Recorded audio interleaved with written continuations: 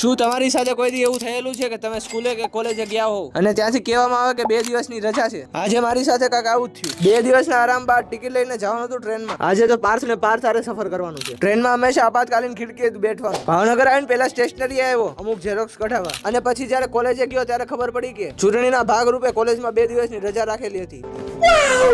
ઈ બાને અમે અમારી કોલેજની હોસ્ટેલની મુલાકાત લઈ લીધી. અમારી હોસ્ટેલમાં તમારું સ્વાગત છે ભરાભાઈ. પછી અમે પહેલા આવી ગયા ભાઈબંધની રૂમે, ત્યાં અમને ખબર પડી કે આઈ કાર્ડ સાથે કોલેજમાં એન્ટ્રી મળે છે. કોલેજમાં એક આટો મારીને અમે નીકળી ગયા મામાના ઘર બાજુ. ઈ તો મારા ભાઈ બાજુમાં બેસવા વાળા ખદડા નીકળ્યા. બસ ભરાભાઈ જવા દે.